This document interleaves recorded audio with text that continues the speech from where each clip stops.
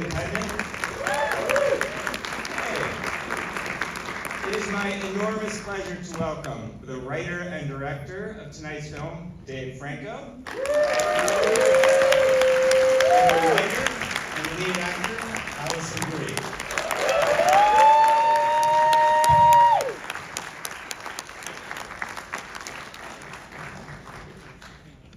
Thank you. Of course, thank you. Thank you so much for being here. Of course. I have to tell you, before we get into the film, the first film I saw in the first year of the pandemic, I guess, was at a drive-in, and it was The Rental. Incredible. It was a great screening, and I remember the Q&A, you guys were in cars, and the guy moderating was in another car, and it was all projected Oh my God, up. on Yeah. Zoom on our phones, and that looked like another horror movie, like lit by like the inside mirror, visor mirror, just like, it was a great experience making this. I have a wild story about all that. I mean, you know, we came out in the heart of the pandemic, and IFC, they had the idea of let's do a drive-in premiere, which I think was technically, at least what they said was the first time anyone had ever done a drive-in premiere, and so we were really excited. But, you know, the movie itself, if you've seen it, it's a horror movie, and a lot of it takes place at night, and so inherently, it's purposefully a little dark. And so, the night before the premiere, you know, this is the first time I'm premiering a movie I directed. I'm so anxious, I'm so nervous, but also excited. And so the night before, they're like, you should do a tech check. So I go out to the middle of nowhere to this theater, and I'm in the car by myself. It's midnight, and I'm watching the movie, and we get to the darker scenes, and it's pitch black. You can't see a single thing because inherently those screens are very dark. There's a lot of ambient light, so I'm having a full-on panic attack This in my drive-in car. was in the city of industry. Yes. Yeah. So the movie ends, I start calling everyone, trying to wake everyone up, being like, I refuse to show this tomorrow, you can't see the movie. So basically everyone starts waking up at 5 a.m. to my panic texts and calls, and we eventually reached the colorist and we're like, hey man, you gotta do a whole new pass on this movie in less than 24 hours. And so he just kind of laughed and was like, I'll do my best. And so we didn't even know if we were gonna get the new cut in time before the premiere. We got it like 30 minutes before and it somehow worked out. But It feels like a lifetime ago, right? That era of things. But anyway, here we are today. Congrats on this film. It's so Thank you. fantastic. Thank you. So is this the first time you two have written together? Yes, I'd love- this is. I'd love to hear about that. Sort of first of all, how you came together to this story, and then also what your process was like as a writing team. Sure. Well, I think that like the idea of writing something together sort of came about organically over the years. We started by acting in a couple projects together, and that was like our toe dip into do we enjoy being on set together. And you know, we've talked so much about The Rental already, and that was our first time working together in this capacity with Dave directing and me acting, and that was just such a fulfilling experience for both of us. Even though I was not a writer or producer on The Rental, I really felt like a collaborator with Dave and like a real support system for him there. And I've never felt more comfortable on a set until this movie, I think. Just because I trust Dave so much, and I know, you know, I've been able to watch for so many years the care he puts into everything he makes, and I knew he had such a strong vision for that. And watching him write The Rental with Joe Swanberg is sort of what inspired me to start writing, and I wrote Horse Girl with Jeff Baina and Spin Me Round with Jeff Baina, which were actually, we were writing Spin Me Round and this simultaneously during the pandemic. So basically after The Rental, it just sort of felt like a no-brainer to kind of like, oh, we should write the next thing together because we're already right here and it feels so nice. We actually had the seed of the idea for this at the end of 2019, and we were like, when are we gonna actually have time to sit down and do this? And then 3 months later, the world ended, and we were like, and if you remember at the time, everyone was like, all right, it's gonna be locked down for 2 weeks. And so I was like, all right, we got 2 weeks to write this thing. And so, you know, I was waking us up early, we were writing all day, she was getting a little irritated with me. But we pumped out the first draft in 2 weeks and then had forever to refine it. And what was the seed idea? Was it of someone going back to their town and? Yeah, it came about when we were actually walking through my hometown in Northern California, and we were walking from my high school to my mom's house, and I think just being in that setting, you know, these ideas of going home and reconnecting with your roots and kind of confronting who you used to be compared to who you are now and how you feel about all of that, it just kind of made its way into the story. I think that we sort of started with the genre. We love the romantic comedy space, and we wanted to kind of just try it. And then our way in was through the characters. And I feel like all of the themes in the movie sort of revealed themselves to us even as we were writing it. You know, I think at the beginning of the writing process, we were like, we're gonna just make a classic rom-com. And as we were kind of like just following the characters' natural gender, like, but it's more gonna be like we're Trojan horsing in like a female empowerment story about like women connecting and figuring out who they are, and really it's like an adult coming of age story. Like by the time we were pitching it, it had kind of morphed into this other thing, but I still think we retained the elements that we wanted to from that, the nostalgia of those rom-coms from the 80s and 90s that we love. And then kind of, I think also because we're such rom-com fans, and I will watch rom-coms over and over and over, they're my comfort movies, the tropes are so familiar. People who love rom-coms know the tropes, and that's actually great, because then when you know the rules, it's easier to break the rules. I mean, that's what I love in this, is all the tropes are there, but then there are these darker elements that creep in, or, I mean, you just consistently make some very, very bad choices, and, you know, it's great to see kind of the stakes escalate in that. Yeah, I think with both of the movies I directed, like if you look at the synopsis on the page, they might feel familiar, where you might think like, oh, I know where this is going, but then within the execution is where we try to bring something unique. And like she was saying, it's like we use what we know and love about these different genres to almost lead the audience down a certain path, and then try to pull the rug out from under them every step of the way and keep you guessing. I also just feel like there are, even though Dave's the two films he's directed are in vastly different genres, there's a lot of similarities at the core, which is like that Dave is drawn to doing these relationship stories, right? These deep dives into really grounded characters, and then sort of like putting them in, as he said, like kind of familiar situations in the cinema landscape, but being like, but how would you actually react? What would that feel like? Like, let's just make it all complex and messy. You mentioned the female empowerment story that's smuggled in, and I wanted to ask you about your scenes. Well, the cast is incredible, and Kelsey Clemens is so fantastic, and your scenes with her really provide a cool through line in the story, like outside of the rom-com elements, right? I mean, it's about sort of what you find in each other. Could you talk about working with her in that part of the story? Definitely. Kiersey is incredible. She, well, first of all, that character, I think that was kind of that was like our first big detour when we were laying out the characters in the rom-com tropes and all this stuff, and we were like, okay, so the character of the bride is usually either kind of like bright-eyed and naive, or like a shrew, you gotta hate her, you want the other characters to get together. And we sort of just thought, well, what if she's like cool and great and low-key our favorite character in the movie, and how does that make everyone else react, you know?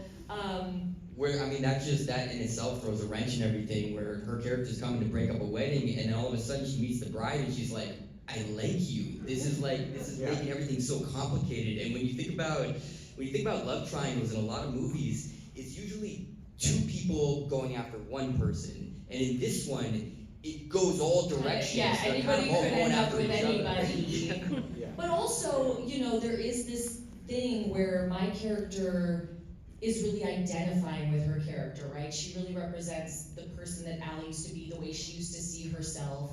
And so, you know, over the course of the movie, she finds herself, you know, in her digging that comes from like a sort of sinister, manipulative place, she actually starts to realize all their similarities and want to protect her. You know, when it comes back around to everything that's gone on with Sean, they have to have this big reckoning of all the things that they didn't get closure on from their relationship. And that was us wanting to explore this theme of like, the one that got away, and what does that mean when people break up with people and get back together? Why do we have this nostalgia for those people? are we actually missing like a period of time in our lives and not necessarily that specific person? Like a big part of the plot, right, is Allie kind of, her whole misconception about that first night is like, oh, I only feel this way when I'm with you, not just like, oh, I'm out of touch with a part of myself that could still exist. And to bring it all back around to your actual question, Kiersey, as an actress, is so incredible. You know, she brings a really unexpected energy to the role, and I think to everything she does. We're huge fans of her, and like, I think that was part of it, is like her inherent coolness measured against my inherent nerdiness was just right.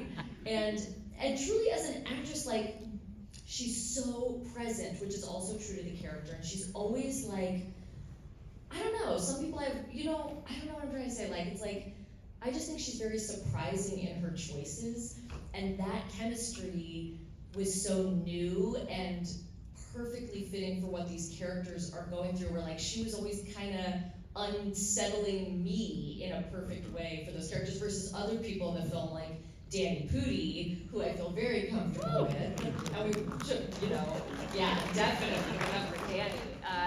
We you know, specifically did that and wrote that role for Danny so that we could lean into that chemistry and history as well. Yeah. The scene of you and Kiersey sitting on the bed when you're talking to her and she's just taking you in, it looks so great on this big screen. Like, she's so still and it's just her eyes as she's taking you in. It's a beautiful moment. I mean, Yeah. capturing what you were talking about, I think that, like, very different energies from both of you, and just the way she takes you in and everything you say in that moment is really beautiful. Definitely, she has so much quiet power to the way that she acts, and that's so the character, right, is that she's so confident that she's like, I don't have to compete with this person, I'm just gonna hang out with her. And Kiersey's like that way, there's so much bubbling beneath the surface. Could you also talk about Jay Ellis, who's also fantastic in the film? I mean, huge talent, and sort of how did you cast him?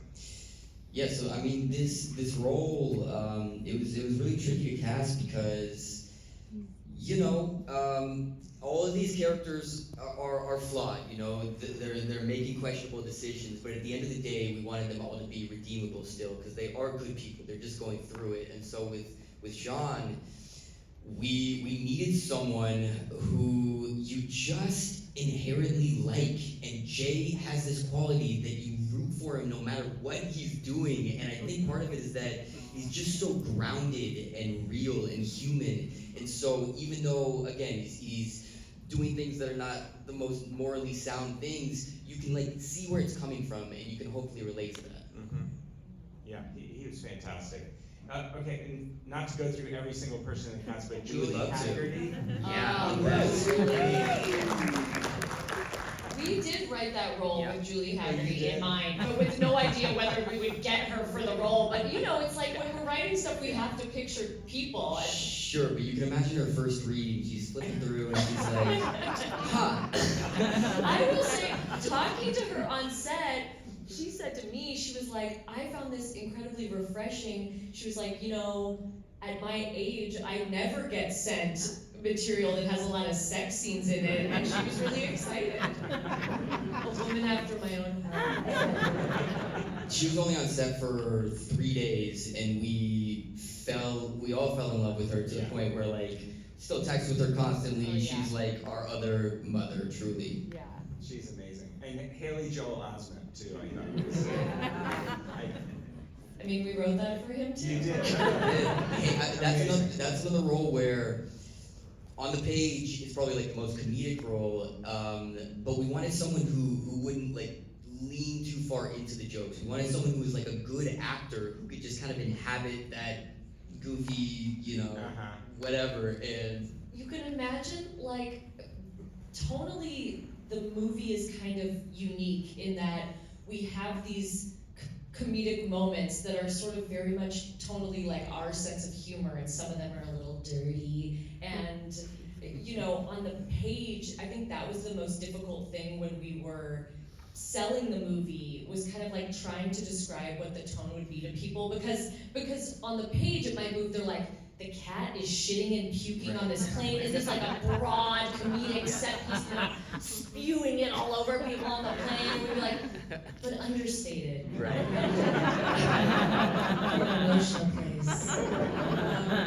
It was like, so it was really fun in terms of all the actors coming on board, like having those conversations with them. Like even Haley, who obviously, yes, is such an intelligent actor, and being like, but don't worry, it's gonna be, actually we do want you to fill out, and in that way, I realize I'm not finishing a lot of my sentences, but I'm getting somewhere. You know, with all of the actors, we did have these deep backstory conversations, because it was really important to us that every character had a rich backstory, even if it's one line of dialogue, you know, Danny referencing his recent breakup with Talia, or you know, Jay's adoption story, or things like that. Or even with Haley, who, you know, he's kind of a clown for most of the movie, but when he's making his speech at the wedding, you kind of realize, like, oh, this guy is a great family man. He loves his wife. He has a child who he loves, and like in a weird way, his brother, played by Jay, who seems on the surface like the more put together guy, is like Jay's envious of him. Like he wants that family. That's what he wants more than anything. All right, I have to ask about the streaking, naturalism. It's amazing. Get into it. Where did that story element come from? Like, was that in there from the beginning? Yes. That was the seed idea. That was the original idea.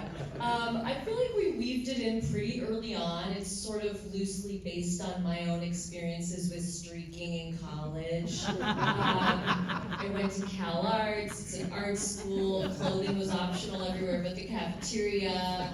I embraced it, as did many, just for fun.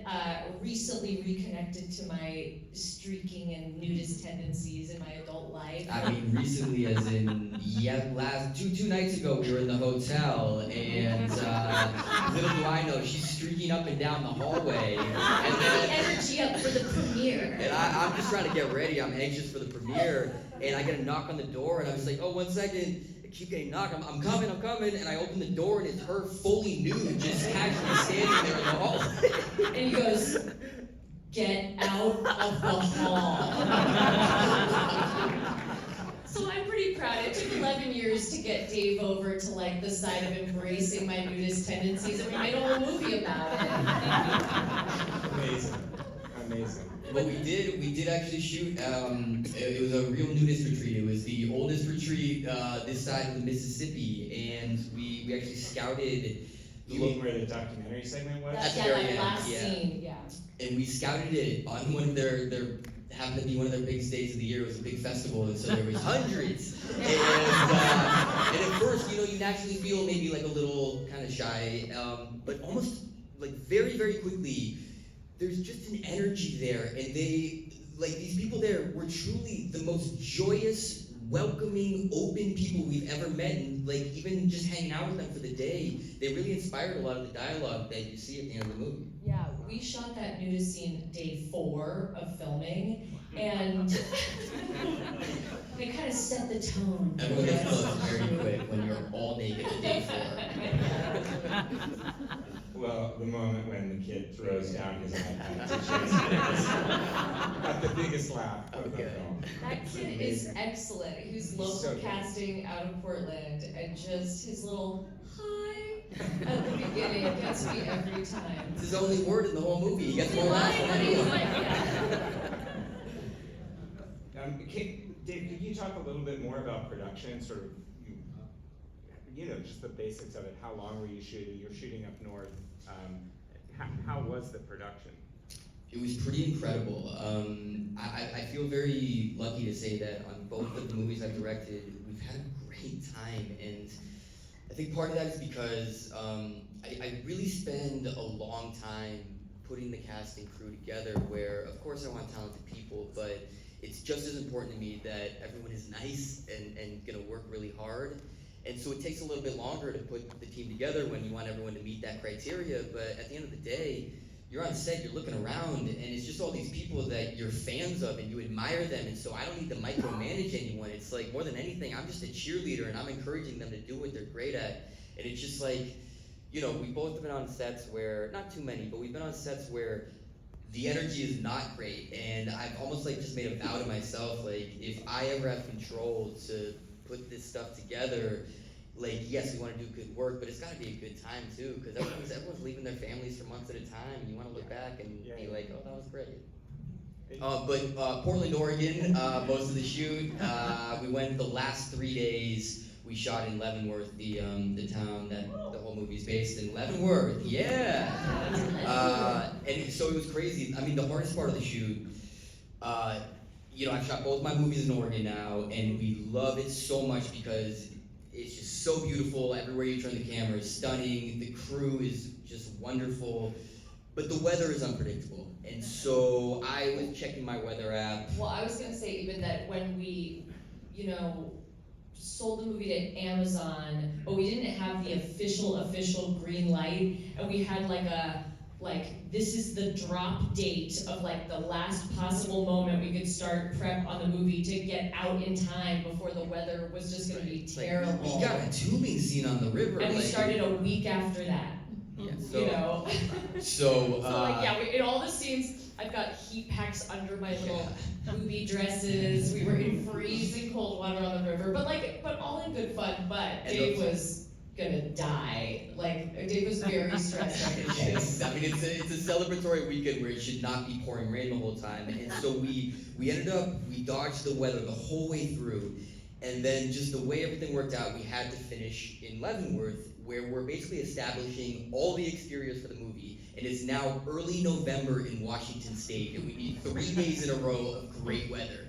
And so we've been looking at the weather like weeks out of the Leavenworth weather, and for weeks out, the first day it was like, it's gonna be great. Second day, it's gonna be absolutely miserable. Third day, who knows? So we get there, first day's great. We're like, all right, what's gonna happen on this second day? And we get there, there's a light drizzle, but you can't see it on camera. And we're like, oh, we get through it.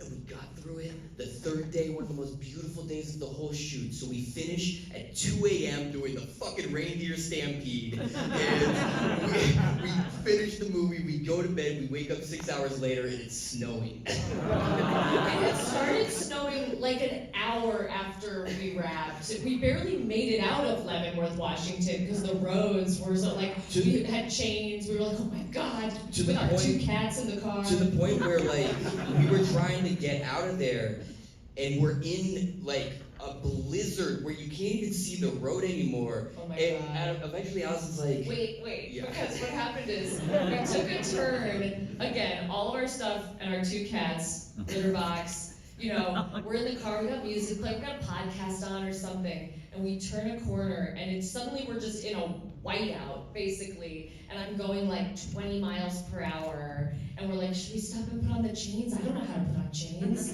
Like, glad we have them in the trunk. And then the podcast cuts out, and the car is silent.